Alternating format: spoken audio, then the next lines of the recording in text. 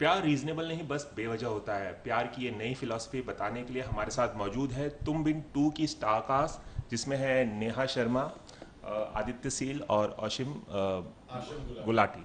चलिए बताइए नेहा, ये आपने ये डायलॉग फिल्म में कहा है जी। कि हाँ, तो क्या है इसके पीछे की वजह? बहुत खूबसूरत सा डायलॉग है, अनुभव सर ने खुद से लिखा है। और मुझे लगता है कि कुछ चीज़ें लाइफ में ऐसी होती हैं जो सोच समझ के नहीं की जाती। प्यार उनमें से एक है, और आई थिंक सबसे खूबसूरत सी फीलिंग है जिसको सोच समझ के नहीं करना चाहिए। एग्री प्यार हो जाता है। हो जाता है प्यार, एग्री करते हैं अपने यहाँ से? बिल्कुल एग्री करते हैं, प्यार हो जाता है। उसके बाद होने के बाद क्या होता है वो थोड़ा कंट्रोल करना चाहिए। बट या it's not in your control, प्यार हो जाता है, बस सोचना नहीं चाहिए उसके लिए। तो आदित्य, क्या आपने भी बेवजह कभी प्यार किया है? हर बार, जितनी बार भी हुआ है, हर बार बेवजह हुआ है मेरा प्यार। कितनी बार? जितनी वो बार अलग भी। इंटरव्यू है। जितनी बार भी हुआ। चलिए ये जानना चाहेंगे कि खूबसूरत लोकेशन स्कॉटलैंड में शूट की गई है फिल्म, किस तरह का अनुभव था फिल्म शूट करने का? बहुत ही सीनिक लोकेशंस हैं फिल्म के, क्या कहेंगे आप? बहुत खूबसूरत लगते हैं देखने में पर्दे पर जब आप ये सीन्स देखते हैं, क्योंकि स्कॉटलैंड बहुत खूबसूरत है। बट थोड़ी सी ठंडी बहुत थी वहाँ पे जब हम शूट कर रहे थे, तो हम तो यूँ ठुठुरा रहे थे by shooting. But I guess end में सब कुछ बहुत खूबसूरत लगता है। तो आई थिंक विजुअली बहुत ज़रूरी है कि आप ऐसी जगह शूट करें, एक रोमांटिक फिल्म स्पेशली, क्योंकि सब कुछ खूबसूरत होना चाहिए, तभी आप यू फॉल इन लव, प्यार हो जाता है। सबसे अच्छी चीज़ क्या लगी आप लोगों को स्कॉटलैंड में, अगर पूछे तो? वहाँ के लोग काफ़ी अच्छे थे, बहुत सपोर्टिव थे। एंड हम जब एडिनबरा में शूट कर रहे थे तो एक गाने के लिए, मस्ता के लिए, तो वहाँ पे वो एक बॉल का सीक्वेंस था, बॉल्स गिरते हैं, तो हम एक ऑडियंस, मतलब काफ़ी सारी क्राउड आ गया था वहाँ पे। एंड वो सेटअप करने के लिए बहुत टाइम लग रहा था, तो हमें किसी को बोलना भी नहीं पड़ा। बट जितने भी लोग थे वहाँ पे, लोकल सिटीजन, जो सारे आ गए एंड बॉल्स डालने में हेल्प कर रहे थे। तो वहाँ के लोग बहुत अच्छे हैं। बहुत अच्छा था वो एक्सपीरियंस। आपके लिए कौन सा यादगार मोमेंट रहा स्कॉटलैंड में शूट करने में? एक्चुअली जो आदित्य अभी कह रहे थे, Same वो to same. वो गाना बहुत अच्छा था, क्योंकि आई मीन अमूमन ऐसा होता नहीं है, बट सब लोग आके हमें, हमारी मदद कर रहे हैं, हमें हेल्प कर रहे हैं वो गाना शूट करने में, तो वो काफ़ी यादगार था। ऑफ कोर्स बाकी चीज़ें तो यादगार रहेंगी, क्योंकि वो बहुत खूबसूरत लग रही हैं फिल्म में। बर्फ़ में डांस करना देख लेना हो, या बहुत कुछ हो। स्काई बहुत आई लव स्काई में हमने गाना शूट किया, तो वो बहुत खूबसूरत था। I mean one of the things जो आपको देखनी होती है एक ज़िंदगी में, उसमें से आई लव स्काई एक है। तो अच्छा है कि हम इस फिल्म के दौरान हमने वो जगह देख ली। कोई सबसे फनी मोमेंट स्कॉटलैंड में शूट के दौरान? Funny Weird moments moment. तो बहुत थे, बट अनफॉर्चुनेटली मैं कैमरा के सामने वो बोल नहीं सकता। बट अगर एक ऐसा मोमेंट था ऐसा क्या किया कि जो बोल नहीं सकते आप? बहुत कुछ किया है वो, आप वो लोग कहाँ उसके बाद बोला आदित्य क्या था वो, तो मतलब आदित्य और आशिम ने साथ किया है। हाँ, हम लोग यार लाइक हमें भी वैसे ही जानना है आई थिंक जस्ट मेरे को जानना है वो बोल मुझे रहे भी हैं। जानना है Getting क्या ये दोनों क्या कर रहे थे।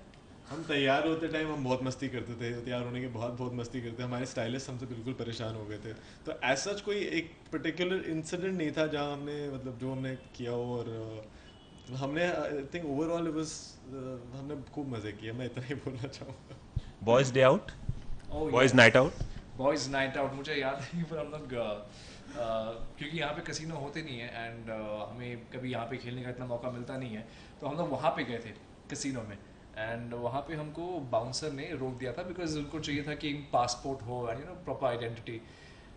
तो ठंड में हम पैदल गए थे वहाँ पे, और मुझे बड़ा गुस्सा आ गया था वो टाइम पे। फिर तो बाउंसर खड़ा हुआ था वहाँ पे, तो मेरे पास हिंदी में उसे कहने के लिए बहुत खूबसूरत शब्द थे एक दो, तो मैं हंसते खेलते उसे कह रहा था ताकि उसे पता ना चले मैं क्या कह रहा हूँ। तो वो सुन रहा था।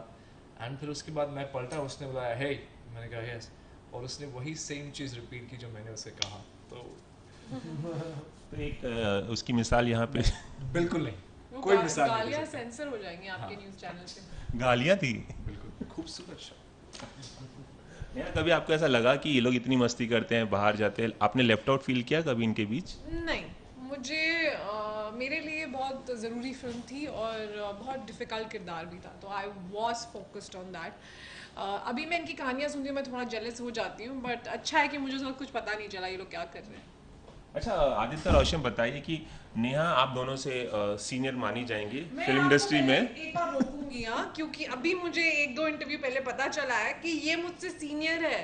लेकिन वो चाइल्ड आर्टिस्ट था यार। हाँ, तो 14 साल में इसने डेब्यू किया है, मैंने थोड़ी किया 14 साल में, तो ये मेरा सीनियर हो गया ना आदित्य। अच्छा, उन्होंने एक ऐसी फिल्म की थी जिसकी चर्चा 2002 में काफी हुई थी रिलीज से पहले, एक छोटी सी लव स्टोरी, मनीषा इनकी हीरोइन थी। वो फिल्म देखी थी आपने?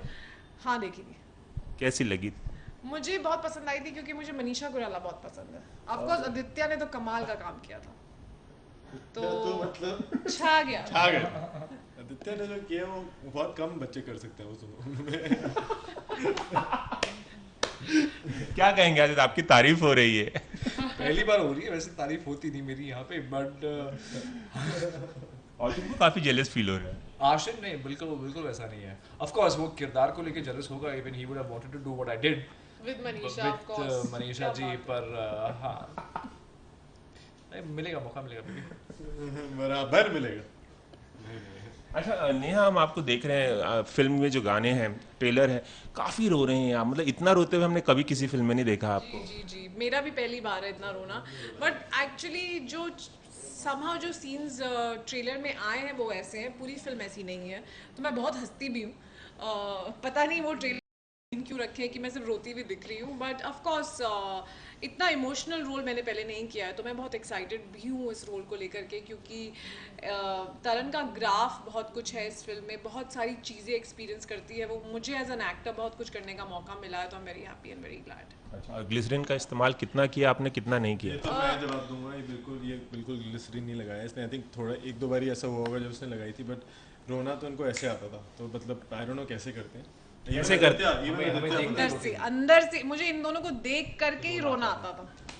ऐसा क्या करते थे आप लोग कि इनको? शक्लें ऐसी है ना, मैं सोच रही थी क्यों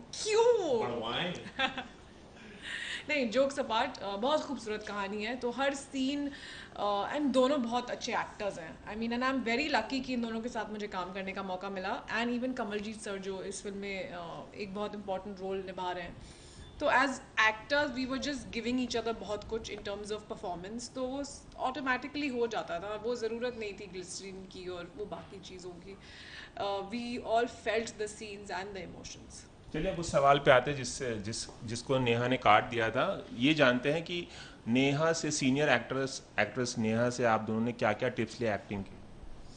नेहा एक्चुअली टिप्स देती नहीं थी, जस्ट द फैक्ट कि हम नेहा के साथ परफॉर्म कर रहे थे, हमने वैसे ही हमें बहुत कुछ सीखने को मिला उनसे, क्योंकि जब वो आती थी सीन करने, और इवन जो कोई इमोशनल सीन हो या जिसमें वो हंस खेल रही हो या कुछ कोई भी ऐसा सीन होता था, तो नेहा का एक सेंस ऑफ काम होता है जब वो आती हैं, and like she forgets everything that's happening around, और एकदम फोकस्ड होके, so I think that I really imbibed, वो मैंने इनसे लिया है कि जब जैसी एक पर्टिकुलर सीन में वो आए, उनका लाइक मैं अगर उनसे कुछ बात भी करूँगा तो शी वुड नॉट रिस्पॉन्ड, वो देखेंगे भी नहीं किसी तरफ, वो सिर्फ अपने मतलब she will be looking at one direction, और वो बस उसी सीन के बारे में जी जान से सोच रही होंगी।